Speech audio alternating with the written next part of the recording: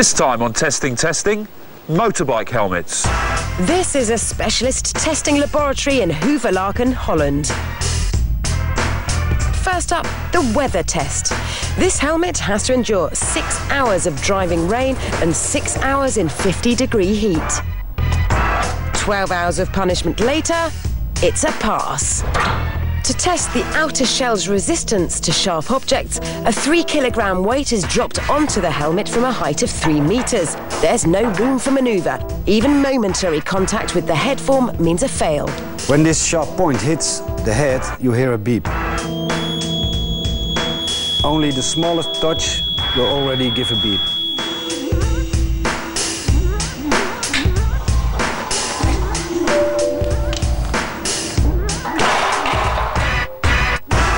The helmet's dented, but the buzzer doesn't sound. It's a pass. It must also be tested for penetration of the visor.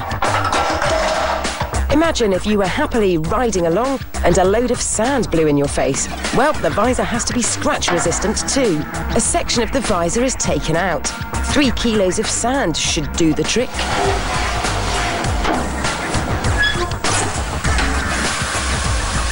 And after it's cleaned, the visibility still has to be 75%. The inner shell is made of polystyrene with 3 kinds of densities. The reason is because of the fact that the human skull is on the top, it's quite thin. And on the front side, it's quite hard actually. So you can have a different impact on the front side of the helmet or on top of the helmet. The inner shell acts like a cushion to absorb impact energy. Polystyrene beads are compressed one by one, extending the time of impact and providing a stopping distance for the person inside, much like body panels being crushed in a car accident. And how to test it? You drop it head first. Sensors in the 5-kilo head form measure its acceleration when it strikes. The inner shell is there to slow the impact, so the lower the acceleration, the better the shock absorption of the helmet.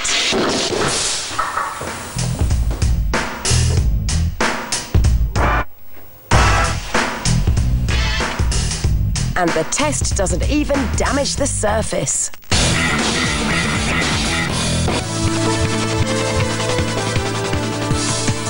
Welcome back. Over to news from the F1 circuit, where the war of words has intensified between India's fastest driver, Narayan Karthikeyan, and Force India owner, Vijay Mallya.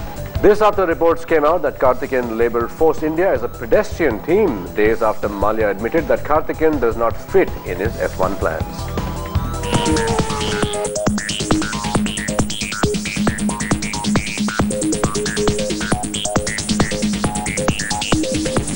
He was the first Indian to drive a Formula 1 car, and he became the first Indian to own an F1 team.